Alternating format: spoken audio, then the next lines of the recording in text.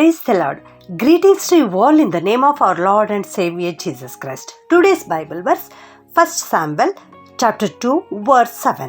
He makes some men poor and others rich.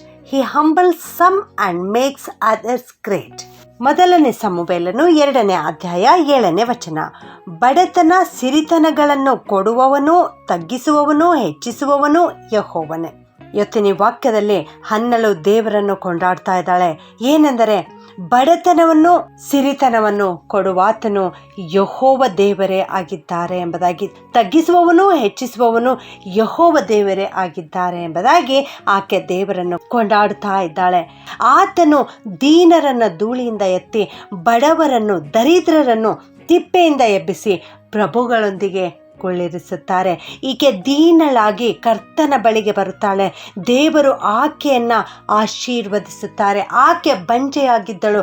ಆಕೆ ಜೀವಿತದಲ್ಲಿ ಮಕ್ಕಳಿರಲಿಲ್ಲ. ಆಕೆ ಚಿಂತಿತಳಾಗಿದ್ದಳು. ದೇವರು ಆಕೆಯ ಪ್ರಾರ್ಥನೆಯನ್ನು ಕೇಳಿ ಆಕೆಗೆ ಆಶೀರ್ವದಿಸಿದರು.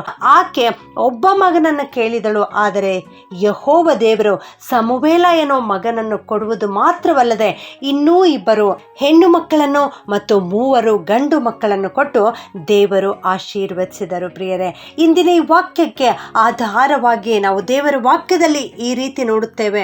1 ಕೊರಿಂಥೆ 1ನೇ ಅಧ್ಯಾಯ 27ರಿಂದ 29 ವಚನಗಳಲ್ಲಿ ನಾವು ನೋಡುತ್ತೇವೆ. ದೇವರು ಯಾರನ್ನ ಆರಿಸಿಕೊಂಡಿದ್ದಾರೆಂದರೆ ಅಜ್ಞಾನಿಗಳು, ಬುದ್ಧಿಹೀನರನ್ನ ಆರಿಸಿಕೊಂಡಿದ್ದಾರೆ, ಬಲಹೀನರನ್ನ ಆರಿಸಿಕೊಂಡಿದ್ದಾರೆ, ಕುಲಹೀನರನ್ನ, ಅಸಡ್ಡೆಯಾದವರನ್ನ ದೇವರು ಆರಿಸಿಕೊಂಡಿದ್ದಾರೆ. ಯಾಕೆ ಈ ರೀತಿ ಮಾಡಿದ್ದಾರೆ ಅಂದರೆ ಗಣ್ಯರನ್ನು ಇಲ್ಲದಂತೆ ಮಾಡುವುದಕ್ಕಾಗಿ ಗಣನೆಗೆ ಬಾರದವರನ್ನ ಆರಿಸಿಕೊಂಡಿದ್ದಾರೆ. ಜ್ಞಾನಿಗಳನ್ನು ನಾಚಿಕೆ ಪಡಿಸುವುದಕ್ಕಾಗಿ ಬುದ್ಧಿಹೀನರನ್ನ ಆರಿಸಿಕೊಂಡಿದ್ದಾರೆ. ಬಲಿಷ್ಠರನ್ನು ನಾಚಿಕೆ ಪಡಿಸುವುದಕ್ಕಾಗಿ ಬಲಹೀನರನ್ನ ಆರಿಸಿಕೊಂಡಿದ್ದಾರೆ. ಪ್ರಿಯರೇ, ಈ ವಾಕ್ಯದ ಪ್ರಕಾರ ದೇವರು ಜ್ಞಾನಿಗಳಿಗೆ, ಬಲಿಷ್ಠರಿಗೆ ವೈರಿ ಎಂಬುದಾಗಿ ಅಲ್ಲ, ಆದರೆ ಆ ಬಲಿಷ್ಠರು ತನ್ನ ಬಲದಲ್ಲಿಯೇ ಹೆಚ್ಚಾಗಿ ನಂಬಿಕೆ ಇಡುತ್ತಾರೆ. ಐಶ್ವರ್ಯವಂತರು ತನ್ನ ಹಣದಲ್ಲಿಯೇ ಹೆಚ್ಚಾಗಿ ನಂಬಿಕೆ ಇಡುತ್ತಾರೆ. ಈ ಲೋಕದ ಸಾಮಾನ್ಯ ಜನರು ತಮ್ಮ ಜ್ಞಾನವನ್ನು, ತಮ್ಮ ಬಲವನ್ನು, ತಮ್ಮ ಹಣವನ್ನು ಕುರಿತು ಹೆಮ್ಮೆ ಪಡುವಂಥವರಾಗಿದ್ದಾರೆ, ಹೆಚ್ಚಳ ಪಡುವಂಥವರಾಗಿದ್ದಾರೆ. ಆದರೆ ಅವರು ದೇವರನ್ನ ಮಹಿಮೆ ಪಡಿಸುವುದಿಲ್ಲ. ಆದುದರಿಂದ ದೇವರು ಜ್ಞಾನಿಗಳಿಗೆ, ಬಲಿಷ್ಠರಿಗೆ ನಾಚಿಕೆ ಪಡಿಸುವುದಕ್ಕಾಗಿ ಬಲಹೀನರನ್ನ, ಕುಲಹೀನರನ್ನ, ಬುದ್ಧಿಹೀನರನ್ನ ಆರಿಸಿಕೊಂಡಿದ್ದಾರೆ. ಗಣ್ಯರನ್ನ ಇಲ್ಲದಂತೆ ಮಾಡುವುದಕ್ಕಾಗಿ ಗಣನೆಗೆ ಬಾರದವರನ್ನ ಆರಿಸಿಕೊಂಡಿದ್ದಾರೆ.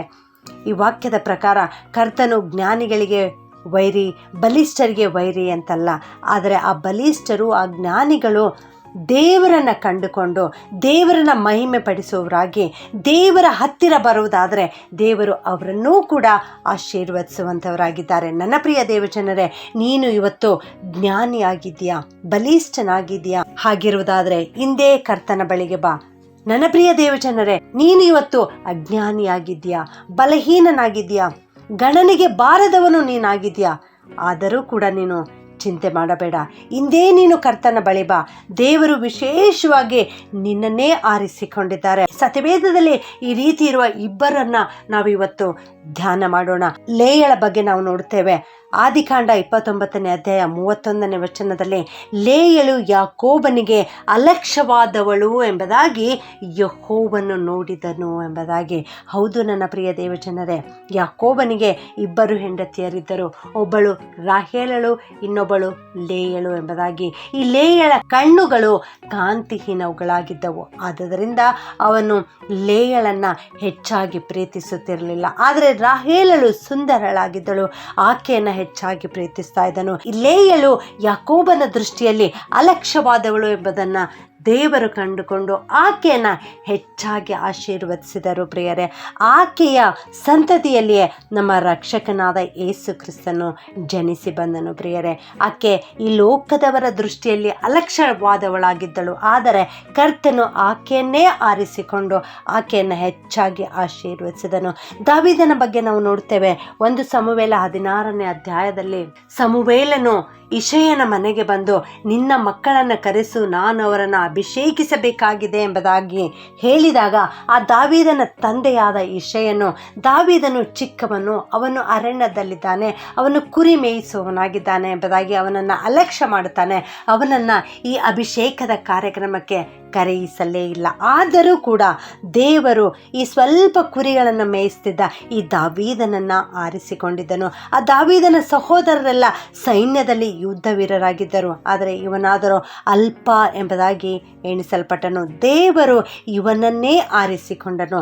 ಕರ್ತನು ದಾವೀದನನ್ನೇ ಆರಿಸಿಕೊಂಡು ಇವನನ್ನು ಇಸ್ರಾಯೇಲರ ಮೇಲೆ ಅರಸನನ್ನಾಗಿ ಮಾಡಿದನು. ಇಸ್ರಾಯೇಲರ ಬಿಡುಗಡೆಗಾಗಿ ಅಲಕ್ಷ್ಯ ಮಾಡಲ್ಪಟ್ಟ ದಾವೀದನನ್ನು ಆರಿಸಿಕೊಂಡನು. ಪ್ರಿಯರೇ, ಹೌದು ನನ್ನ ಪ್ರಿಯ ದೇವಜನರೇ, ಇವತ್ತು ನೀವು ಬಡವರಾಗಿರಬಹುದು, ಬೇರೆಯವರಿಂದ ತಿರಸ್ಕಾರ ಹೊಂದಿದವರಾಗಿರಬಹುದು, ಅಲಕ್ಷ್ಯವಾದವರಾಗಿರಬಹುದು, ಗಣನೆಗೆ ಬಾರದವರು ನೀವಾಗಿರಬಹುದು, ಕುಲಹೀನರು ನೀವಾಗಿರಬಹುದು, ಅಜ್ಞಾನಿಗಳು ನೀವಾಗಿರಬಹುದು. ಆದರೆ ದೇವರ ಕರೆಯುವಿಕೆ ಇಂದು ನಿಮಗೆ ಬರ್ತಾ ಇದೆ. ದೇವರ ಅಭಿಷೇಕ ಇಂದು ನಿಮ್ಮ ಮೇಲೆ ಇಳಿದು ಬರ್ತಾ ಇದೆ. ದೇವರು ನಿನ್ನನ್ನು ಉನ್ನತಿಗೆ ತರಬೇಕು, ನಿನ್ನನ್ನು ಘನಪಡಿಸಬೇಕು ಎಂಬುದಾಗಿ ಮನಸ್ಸು ಮಾಡಿದ್ದಾರೆ. ದೇವರು ನಿನ್ನನ್ನು ಆರಿಸಿಕೊಂಡಿದ್ದಾರೆ. ಇದನ್ನು ನೀನು ಗ್ರಹಿಸಿಕೋ. ಕರ್ತನಿಂದ ಆರಿಸಲ್ಪಡುವುದು ಶ್ರೇಷ್ಠವಾದ ಭಾಗ್ಯ. ಪ್ರಿಯರೇ, ಇದನ್ನು ನೀವು ಅರಿತುಕೊಂಡು ದೇವರನ್ನು ಯಾವಾಗಲೂ ಸ್ತುತಿಸುವಂಥವರಾಗಿರ್ರಿ, ದೇವರನ್ನು ಮಹಿಮೆ ಪಡಿಸುವಂಥವರಾಗಿರ್ರಿ. ಆಗ ದೇವರು ನಿನ್ನನ್ನು ಉನ್ನತ ಸ್ಥಾನಕ್ಕೆ ಏರಿಸುತ್ತಾರೆ. ಪ್ರಾರ್ಥನೆ ಮಾಡಿಕೊಳ್ಳೋಣ. ಭೂಪರಲೋಕಗಳ ಒಡೆಯನಾಗಿರುವಂಥ ನಮ್ಮ ಪರಲೋಕದ ತಂದೆಯೇ, ನಿಮಗೆ ಸ್ತೋತ್ರ ಉಂಟಾಗಲಿ ಸ್ವಾಮಿ. ನೀವು ಬಡವರನ್ನು ಧೂಳಿಯಿಂದ ಎತ್ತಿ, ತಿಪ್ಪೆಯಿಂದ ಎತ್ತಿ ಉನ್ನತ ಸ್ಥಾನಕ್ಕೆ ತರುವಂಥ ದೇವರು ಎನ್ನುವ ವಾಕ್ಯ ಇವತ್ತು ಕಲಿಸಿಕೊಟ್ಟಿದ್ದೀರಿ ಸ್ವಾಮಿ. ನಿಮಗೆ ಸ್ತೋತ್ರಪ್ಪ. ಈ ವಾಕ್ಯ ಕೇಳಿಸಿಕೊಳ್ಳುತ್ತಿರೋ ಪ್ರತಿಯೊಬ್ಬೊಬ್ಬರನ್ನು ಆಶೀರ್ವಾದ ಮಾಡು ಸ್ವಾಮಿ. ಇವರಲ್ಲಿ ಅನೇಕರು ಗಣನೆಗೆ ಬಾರದವರು ಎಂಬುದಾಗಿ ಅಲಕ್ಷ್ಯ ಮಾಡಲ್ಪಟ್ಟವರಾಗಿರಬಹುದು ಸ್ವಾಮಿ. ಅನೇಕರು ಇವರನ್ನು ತಿರಸ್ಕಾರ ಮಾಡುತ್ತಾ ಇರಬಹುದು ಕರ್ತನೆ. ಇಂಥವರನ್ನು ವಿಶೇಷವಾಗಿ ಆಶೀರ್ವಾದ ಮಾಡಪ್ಪ. ಇವರನ್ನು ನೀನು ಆರಿಸಿಕೊಂಡದ್ದಕ್ಕಾಗಿ ಸ್ತೋತ್ರ ಕರ್ತನೆ. ಇವರನ್ನು ಅಭಿವೃದ್ಧಿಪಡಿಸು ಕರ್ತನೆ, ಆಶೀರ್ವಾದ ಮಾಡು ಸ್ವಾಮಿ. ಇವರ ಮಕ್ಕಳನ್ನು ಹೆಚ್ಚೆಚ್ಚಾಗಿ ಆಶೀರ್ವದಿಸಿ ಉನ್ನತ ಸ್ಥಾನಕ್ಕೆ ಏರಿಸಬೇಕಾಗಿ ಈ ಪ್ರಾರ್ಥನೆಯನ್ನು ಯೇಸುವಿನ ನಾಮದಲ್ಲಿ ಬೇಡುತ್ತೇನೆ ತಂದೆಯೇ. ಆಮೆನ್.